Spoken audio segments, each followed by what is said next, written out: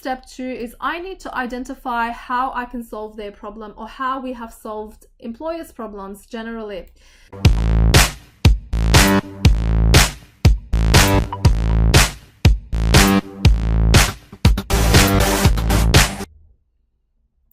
Hey, I thought I'll share a quick video of how you can structure an email to an employer or a business or even a recruiter. Now, the email that I'm going to show you is an email to try and sell your whole services overall. So this is not about when you send someone's resume or when you are trying to market a specific person. This is just general to build awareness, to try and get that next appointment, to try and get more meetings. Now, this same structure can apply to a job seeker as well, and there is a formula that you need to follow. So the formula of an email has specific steps. Step number 1 is we need to have a hook, which is here. So I mean, obviously an introduction and a reference. Thanks for your time on the phone earlier, or perhaps we've never spoken to them, so we make a reference of how we tried to reach them, they weren't available, and now I'm sending them some more information. I got their email off Jess at the reception. So that's the intro, but then the actual step 1 is that hook. I need to grab their attention. So as discussed, I wanted to share with you some information about how the Australian government is giving an incentive of X amount of money to hire people with disability. Now, even in your hook, you don't have to use wage subsidy. You can use anything. But I usually say government is giving incentive to hiring people with disability, or so I find that grabs their attention a lot more than anything else from my experience. And then step 2 is I need to identify how I can solve their problem, or how we have solved employers' problems generally. So here I talk about, after using our services, many employers reported back that they had more time to focus on business development and growing their business. They were happy that we were able to match the right person for the job.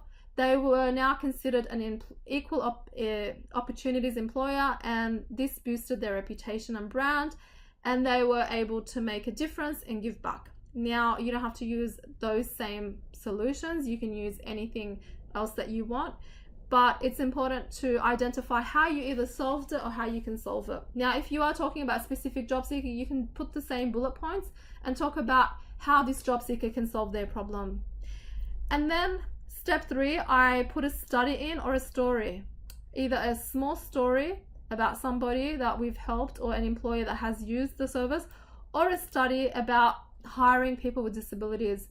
Independent studies provide evidence that people with disability have very positive attitude and work ethos. Employers see employees who have a positive attitude in the workplace as being valuable to their business, XYZ. Now, I put a source of where I got that information from. So that's step 3, and step 4 is my call to action.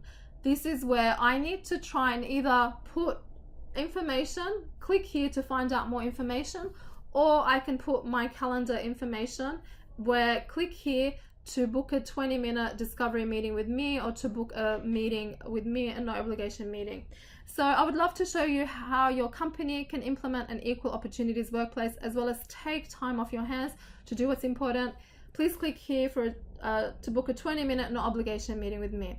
So that's so important. Now, the no obligation meeting is to put your calendar there, but an online calendar is super important and it's so efficient. So if somebody decides that they want to find out more about how the government is giving this incentive and how you can help them, you don't need to go back and forth in emails. Oh, I've got this time, I have this time. It's a very simple call to action.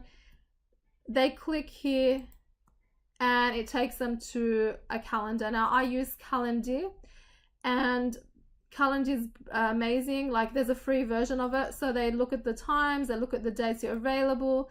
You know, they click on a time, 9 a.m, confirm, and they just put their name, Maggie, their email, and they click schedule event.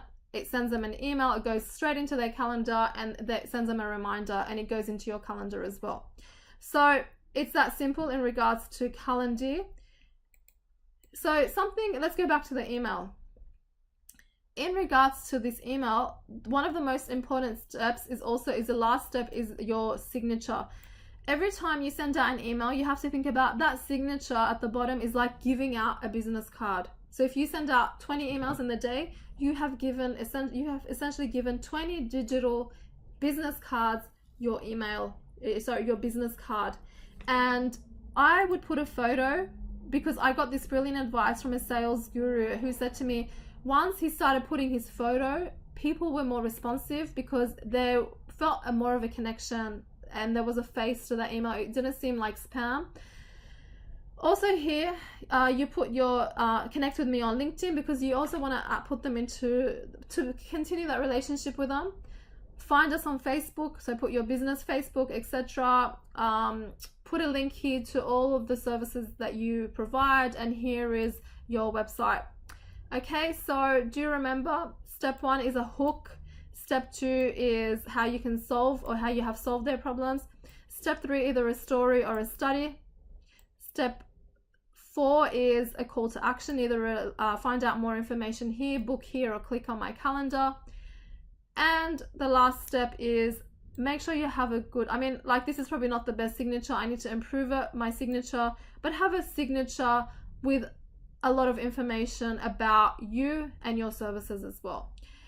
So as I said, this could be about any service, about any product, or even a person.